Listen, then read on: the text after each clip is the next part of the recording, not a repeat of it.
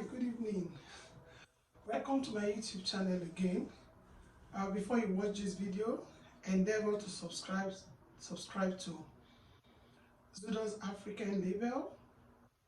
I do videos on educational opportunities, issues affecting how you can convert from visitors visa to work permits, study visa to work permits. So, but to do this, remember, if you are hunting for a work permit from outside Canada, you need to redesign your CV. Yeah, you need to design your CV in such a way that it matches the job you are looking for. You don't just carry your CV, go to job tool or go to job bank and start looking for a job in Canada because you hear that okay, foreign workers needed, both skilled and unskilled.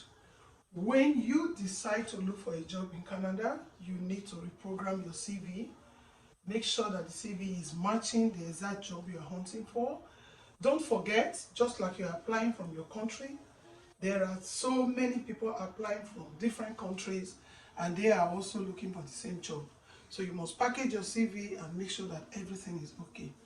For example, the trend changers right now, they are New Brunswick.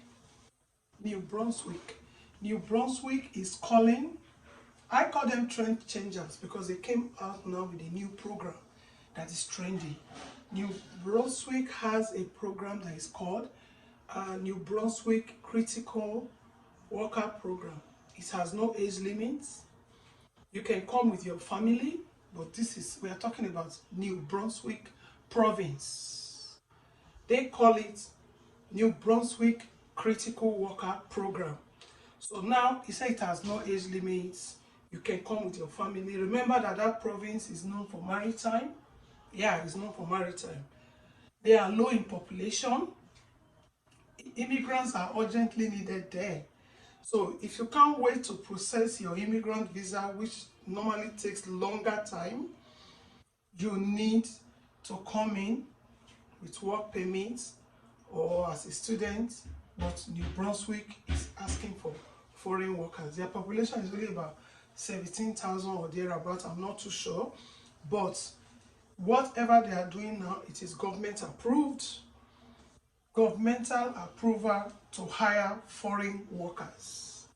So New Brunswick is calling. So if you know that you are qualified, they are ready to hire you as a foreign worker. And then you can come with your spouse. Yeah, you can come with your spouse. You can come with your children. Your children can be in school. Your spouse can also be given a permit to work for a few hours. Depends on her area of specialization. Okay? The moment you meet the requirements of your stay in Canada, it will be a leadway for you to apply for permanent residence. What they mean is, if New Brunswick said they have a critical program that can allow foreign workers to come into Canada, into that specific province, and they are also saying that you need to meet up with the requirements, Canadian requirements for foreign workers. They are indirectly telling you that you need to work for certain hours. The number of hours you have worked will determine your leadway to applying for permanent residence. So it's as good as giving you permanent residence or asking you, your spouse, and your children to relocate to Canada. But make sure you're applying to New Brunswick.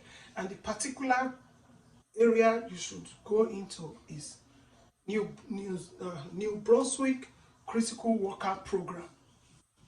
Okay, so it is government approved, and then if you are able to do the number of hours that is required, it will be a leadway for permanent residence. Most jobs or most provinces, like I said before in my previous videos, Canada is a country that each province is autonomous to itself. What I mean, the law that is applicable in New Brunswick may not be applicable in Alberta. Okay? The same law that is applicable in Alberta may not be applicable in Ontario or Prince Edward Island or Nova Scotia or Newfoundland and all those stuff. So you must study what is applicable in that province and also look at the area where there is demand. Okay? But my general advice is, if you decide to relocate to Canada with your spouse, make sure, endeavor, I emphasize, to learn a skill. Make sure you have learned a skill, or your wife too has learned a skill. Because there are times you may get to the province, the skilled workers opportunity is filled. It's filled up, like they don't need somebody in that area. You can go for the unskilled workers opportunity. What is important is for you to be able to pick up something, pick up a job that you can do temporarily, pending when the skilled workers opportunity is opened. And then you can also go back to quickly do some certifications. Certifications is very, very important here. Okay, if you were a pharmacist in Nigeria, you may not just come here and start practicing as a pharmacist. You need to save some money to apply for the certification exam, and then you need to write the exam and pass before you can practice as a pharmacist. So that's why I'm saying that it is always good to learn a skill. If you're a cosmetologist, or you can even make hair, you can do any other thing, you can sew, you can do these unskilled jobs, whatever it is, you pick up that one and manage with that until you land your dream job. But that way you are not stranded and you have something to put on the table for your family. That's why I said it's always advisable to learn a skill before you decide to relocate here. That's one point. And then the second point again is this: the fact that they are asking for foreign workers needed, both skilled and unskilled. Remember that those who are living here, who are precisely Canadians, they are our first priority. Government would rather hire the Canadian that is here, that is living here, before giving job to a foreign worker. That's where the limit comes in and all of that. So if for one reason or the other you are interested in moving into Canada, not only New Brunswick now, you can go into Job Bank, search for job applications where they are looking for people. Any company that is willing to hire, those are the ones you will apply to. And then, just like I said before, do not look at only one particular area. That area may be demanding Canadian experience, Canadian certification. If you're a teacher back home, when you get here, you have to go to Abara Education to apply for your teacher certificate. The teacher certificate you are bringing from Nigeria may not work for you here. But what you can do, you go to Abara Education, you pay $200 or $250 thereabout. I can't remember how much we paid. This was like 10 years ago. You apply for your teacher certificate. And in the process of applying, Abara Education will now give you everything they need from you. It can be 14 items. It can be cut across your transcripts, evidence that you were a teacher in Nigeria, your teacher certificate from Nigeria, and all of that. And the areas you say you have degree upon, they will need all the transcripts. If they are not fully satisfied, they may recommend you to go for a bridging program at the University of Abara. I'm talking of Abara now. I'm saying what I know. You may be asked to go back to University of Abara, either to go and do 1 or 2 courses. Yours can be 3-hour credit course. It can be two courses, which will give you like 6-hour credit course. So, but if you read education before, they might likely give you only a 3-credit hour course. When I got here, I went back to read oil and gas for a year. I registered for the course with my husband, oil and gas administration, which I did for 1 year. And I also went back to University of Abara to study psychology. Though I already had my degrees from Nigeria, but those didn't count. It's not like the results are not valid, but again, you have to meet up with the certification, right? Those who were nurses back home in the past dispensation, when they come here, they advise them to go back to study nursing course for 2 years here. But with this COVID-19, which we all experienced, and I mean is in the past now, I will say that COVID-19 has some positive effects, just the way it had some negative effects. For most of us who were trained outside Canada, who came here as immigrants with our families, I will say that to an extent, COVID-19 was a plus, because now in some provinces in Canada, you can actually come in to Canada either with work permit or you have come as an immigrant. You can start working as a nurse immediately because there was high demand for nurses at a time. I mean, since late last year and at the early part of this year. Some provinces now say, oh, no IELTS, no age limits, no Canadian experience, just come in and you'll be hired immediately. It wasn't like that when we came 10 years ago. So a lot of policies have changed. A lot of things are happening right now. And my only advice is try as much as possible to take advantage of the new policies and the changes that is occurring day to day. For example, I think I also saw something in Ontario that Canada announces new measures for keeping families together. New measures for keeping family together, open work permits, families and common law dependents cannot come with the principal applicants. Okay, so there are a lot of things. Like I mentioned, job bank. For example, if you go to trademark logistics at gmail.com, trademarklogistics@gmail.com, they are looking for drivers, truck drivers. In fact, they specified that they needed 10 people, 10 drivers needed in trademarklogistics@gmail.com. So that way, it is drivers that are needed. They need 10, and they need these people to resume here latest September.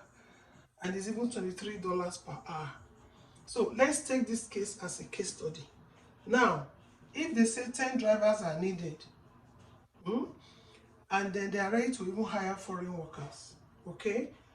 If they have those 10 drivers who are indigents, who are already living in Canada, they would rather give the 10 jobs to those living in Canada.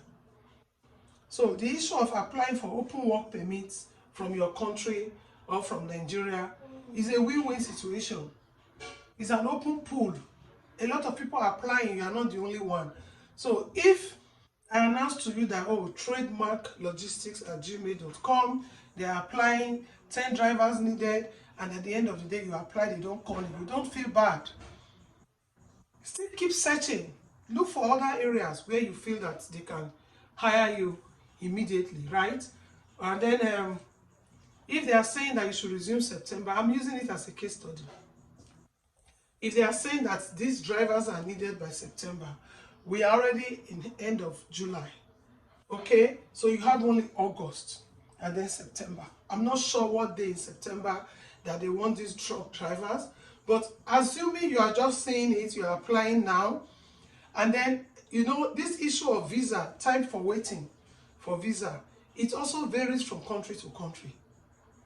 Okay, Canadian Embassy is one embassy in Nigeria that will keep your documents because of verifications. They need to do thorough verifications before your visas are approved. So between now and September, what if the waiting period for your visa have passed? Remember that when you see this job, you have to send your CV to the particular company, wait to be hired. The moment you are hired, you will now go and download forms. The one that is for work permits for foreigners, you will not be filling forms that is for temporary visitors. No, you have to search for the forms that is for foreign worker or for work permits, you know, because you are coming now as your employer is the one that is asking you to come. Okay, so your employment letter and probably a letter from your prospective employer, they are the things you need to take to the embassy.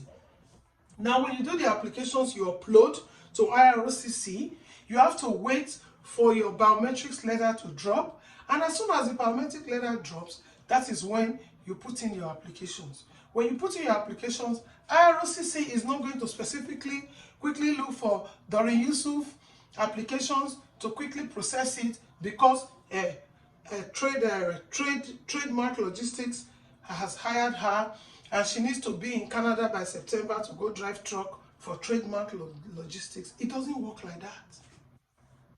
They have backlogs. They have other people's applications that was lying there before yours came. So that's why we always advise too that if you are applying for anything, you are applying for a job, you are applying for studies, you are coming as a visitor, you know, it's always good to apply early. So that way, the wait time, they can't change the policy because of you. The wait time will not affect whatever opportunity you already have here. I saw some study applications online. When I was just checking, I saw that some schools are saying that if you want applications processed for 2024 fall, you have to start applying now. And if you intend to come to school in Canada for January, some schools will tell you they've closed January admission as at July. Because they may say January to January. What I mean, if you want to come to Canada to study in a particular school for winter admission for 2024, applications may have opened, the portal may have opened since February 2023. They do so because they need time to process your documents. They need time to do verifications. If it is first degree, you need to get your scratch card and send to the school. You need to send in your results. You need to pay your application fee. You need to sort out the course you want.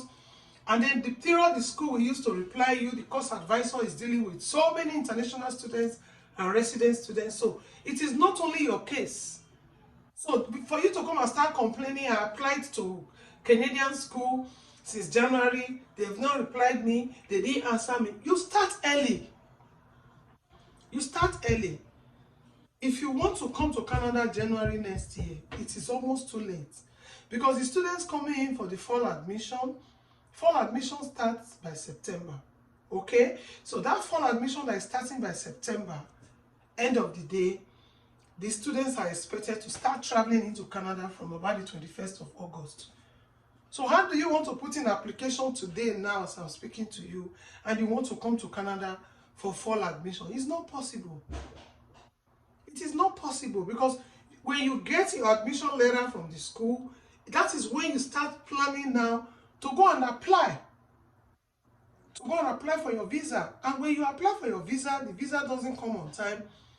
Quickly alert the school. Let the school know that, oh, I've done all the requirements that you request of me, but my visa is being delayed. Please, can I defer my admission? Yes, you can defer your admission quickly to reserve your spot, either for winter admission, or you push it down to fall admission for next year, because your visa is not out. And it's only when you have met all the requirements, you have your admission letter, you have evidence that you have paid, you have invoice showing that you have paid, you have secured accommodation. And again, there's another thing you need to know. Some courses are applicable for fall admission, which is September. Such courses may not be applicable for January. Maybe they don't have professors for that course for winter section. So all these things, you have to put them together.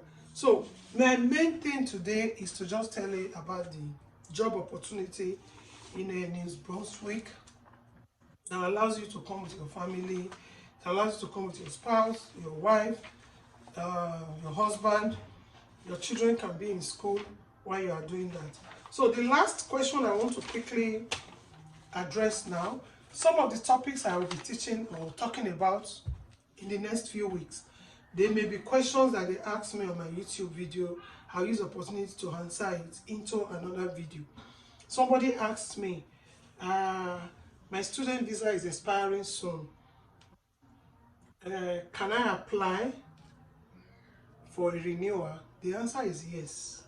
You can apply for a renewal. So that will be called a graduate visa or whatever. Okay, maybe you came in for first degree. The first degree you're almost rounding up. and you want to go for a master's program, you can apply for extension of your visa. But don't wait until your visa has expired. Are you there? Don't wait until your visa has expired.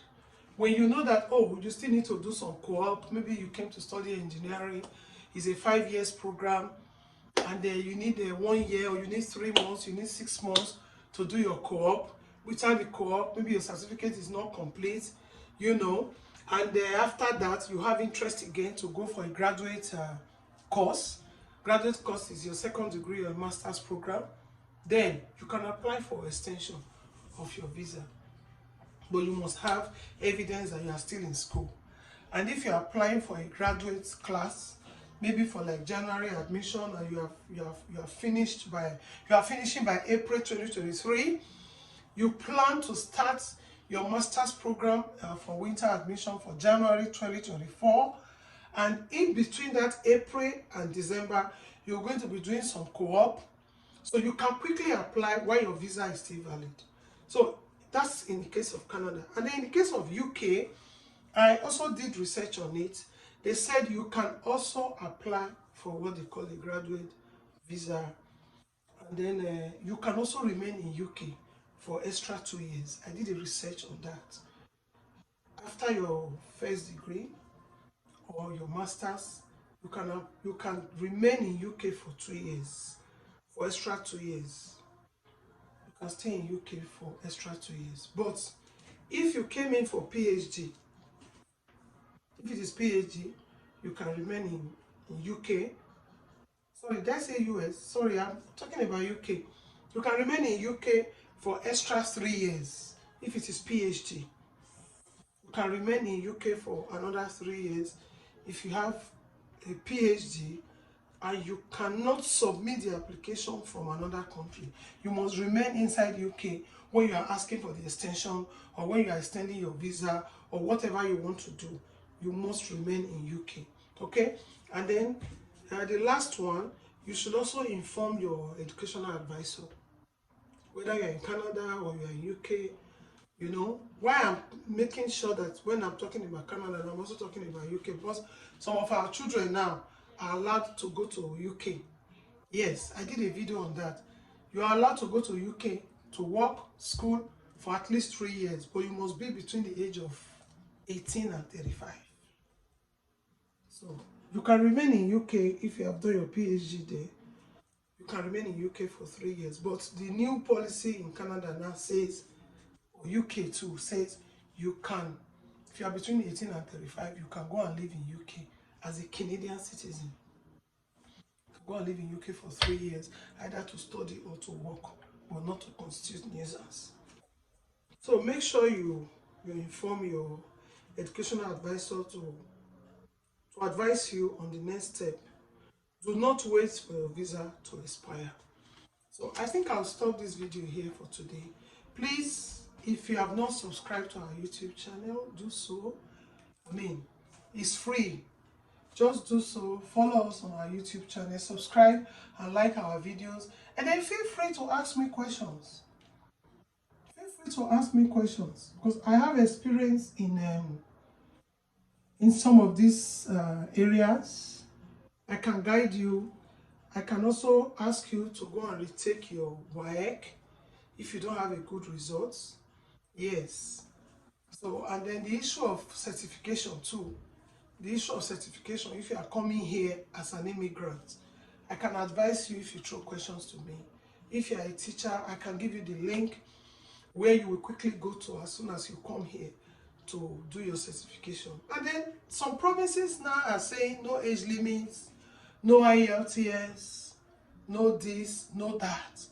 So you must settle down to know what is applicable in the province that you are going to. And if you are a prospective student coming here too, most of the things you need to put in place will let you know, and then that's how it works. And then the issue of work permits, and some people ask me questions on that too, that how does it work? After work permit, what happens? Yes, after work permit, what happens is a lead way. it's a lead way to your permanent residence, but make sure that you are following the rules and regulations. Meet up with number of hours. Some provinces will say, okay, 1,560 or thereabout. I'm not too sure. And I don't know if those number of hours is applicable to all the provinces. So I would like to stop my video here. And then I wish you all the best. Endeavor to subscribe to our YouTube channel and like the videos. Thank you too much. Thank you very, very much, and see you tomorrow. I'll be doing another video tomorrow, a very interesting one. And I already mentioned the topic of the video, but I want to get the full research done before I will bring up the video. I will be talking about I'm going to be talking about Canada announces new measures for keeping families together. And I will also talk about the difference between open work permits and closed work permits. I can also give you a link to do some courses. There are courses in Google. Just go into Google, there's Coursera or something. You know, do some courses in Google, do it online. Acquire enough skills, acquire enough certificates before you come here. It gives you, it gives you an upper hand. So when you get here, you are like a 3S1, you are 2S1, you are ready to do anything. There is demand for workers in the medical area. There are also demands for non-skill, especially truck drivers, farmers, rural area jobs, where you can help them do some, there are a lot of jobs out there. Remember to just enter job bank. If you want to come to Canada with work permit, you have to start looking for a job first. That is the beginning of it. Look for a job, design your CV very well, package it well, put all your experiences, put everything that the employer needs to see, because you are not there to speak for yourself. It's not an in-person thing. At times they can book you for interview, to do the Skype interview or whatever, but it's not like when you are there to defend yourself. So it's your CV that will speak for you. You must package your CV in such a way that when the employer sees your CV must be juicy and ready for the job, okay? Thank God they are not even emphasizing on Canadian experience, age limit, IELTS. If you just know how to speak the basic English, you can read and write. Some employers are ready to they are ready to go ahead with that. It's only when you want to now do your certification with specific career or organization. Maybe you are a doctor, you are a teacher, you are an engineer, you are a pharmacist, you are a nurse. The body may still insist on IELTS, but you're already here. You will not know how to go about it. Like pharmacy, to do the certification is about $20,000 in Alberta. Yeah, it's about $20,000. So if you have a job, a side hustle that you can gather that money, it's a plus for you. So that's why you need to learn a skill. Especially those of you that are very good with coding and computer. There are a lot of courses on Google. I don't know if they are paid courses, if they are free. Just search. Keep searching. The sky is your limit. You have a lot of opportunities, okay? So good night, and I beg to leave. Don't forget to subscribe to my YouTube channel, and remember to share, especially to youths that are struggling in Africa. Please, just make it a point of duty to share. Thank you.